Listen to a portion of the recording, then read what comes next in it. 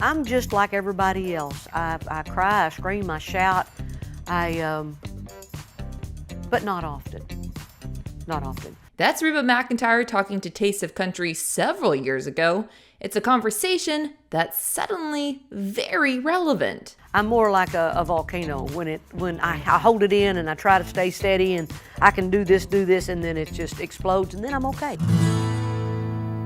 She was talking about her love life post-divorce, and at the time she was just 2 years past splitting up with Narvel Blackstock.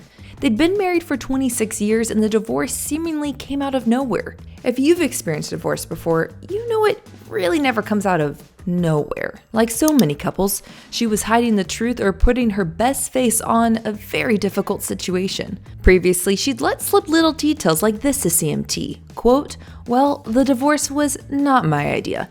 She told Cody Allen in 2016, "I didn't want it in any shape, form, or fashion."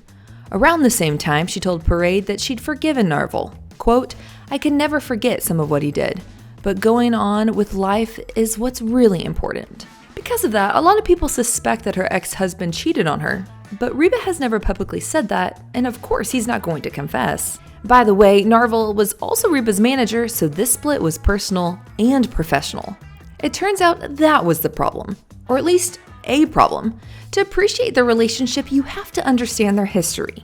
Narvel played steel guitar in Reba's band and then became her manager until they became romantic in the late 80s, marrying in June 1989. Both had been married before.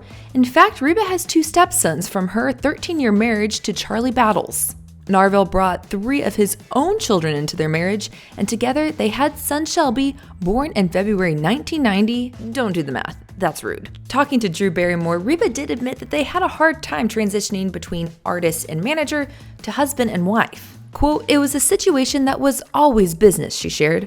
"Whether we were getting ready in the morning, pillow talk, whatever, but it was business." Even on vacation, Reba says that they'd spend about 3 days relaxing, and then the rest of the time, they'd spend talking about how they can level up on her career.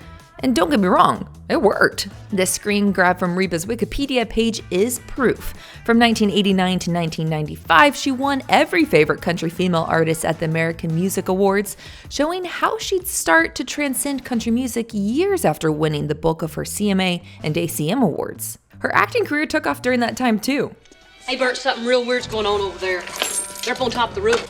She'd soon star in a hit TV show called Reba that fans are still clamoring for in 2024. It's critical to stretch your muscles out before you exercise them. Yeah. Otherwise, you could really hurt something. Turn over. It's possible Narvel was a bad husband, but we really have no idea. But it is hard to say that he was a bad manager.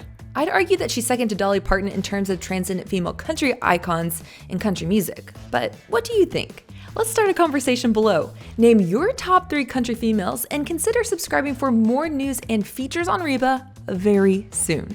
These days, she's doing it on her own. Yes, I'm ready to go back in love. That's from her chat with TOC again. It was kind of a pivotal time. I think, when you get to a point in your life where you're back, you think, well, I got to fix me before I can go out and have a relationship with somebody else. And I think I'm getting close. I think I might be a great companion or partner now.